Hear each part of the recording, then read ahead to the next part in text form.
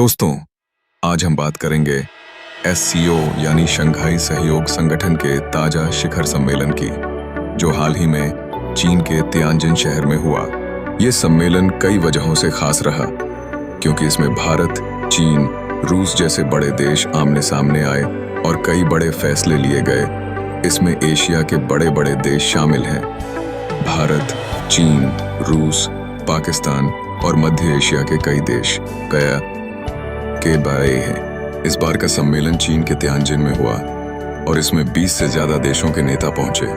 ये सम्मेलन इसलिए भी खास रहा क्योंकि आज की दुनिया में भू राजनीति तेजी से बदल रही है और एससीओ इसका केंद्र बनता जा रहा है। चीन के राष्ट्रपति शी जिनपिंग ने अपने संबोधन में साफ कहा कि अब एससीओ की जिम्मेदारी और बढ़ गई है। सिर्फ बातचीत या कूटनीति ही नहीं, बल्कि पूरे क्षेत्र में शांति और स्थिरता बनाए रखना इसका मुख्य मकसद होगा।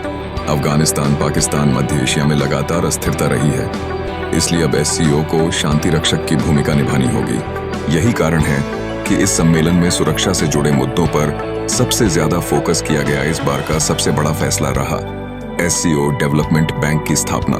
आने वाले 3 साल में यह बैंक लगभग $4 बिलियन के लोन देगा। इसका मकसद है सदस्य देशों में इंफ्रास्ट्रक्चर, टेक्नोलॉजी और कनेक्टिविटी बढ़ाना। अब तक एससीओ को एक सिक्योरिटी प्लेटफॉर्म माना जाता था, लेकिन अब यह आर्थिक संगठन भी बन रहा है। सोचिए, जब चीन का बेल्ट एंड रोड, भारत का चाबहार, रूस की एनर्जी पॉलिसी और मध्य एशिया के संसाधन आपस में जुड़ेंगे, तो ये संगठन पूरी दुनिया पर असर डालेगा। सम्मेलन में सबसे चर्चित पल था मोदी और शी जिनपिंग का साथ आना। मीडिया ने इसे ड्रैगन और एलिफेंट का मिलन कहा। मोदी ने एससीओ देशों को ईरान के चाबहार बंदरगाह का इस्तेमाल करने का ऑफर दिया। चाबहार का महत्व इसलिए बढ़ जाता है क्योंकि यह पाकिस्तान में चीन के ग्वादर पोर्ट का सीधा विकल्प है। यानी भारत ने इस सम्मेलन में अपनी रणनीति साफ कर दी कि वह सिर्फ सुरक्षा पर नहीं, बल्कि कनेक्टिविटी और ट्रेड पर भी एससीओ को लीड करना चाहता है। भारत ने इस मंच का सबसे ज्यादा इस्तेमाल आतंकवाद के मुद्दे पर किया। 22 अप्रैल 2025 को कश्मीर के पहलगाम में हुए आतंकी हमले का जिक्र विशेष रूप से किया गया। भारत ने मांग की कि एससीओ के घोषणा पत्र में आतंकवाद की कड़ी निंदा हो और क्रॉस बॉर्डर टेरर का जिक्र भी किया जाए।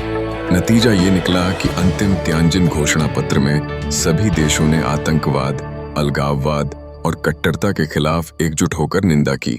और खास बात, डबल स्टैंडर्ड यानी दोहरे रवैये को भी खारिज किया गया।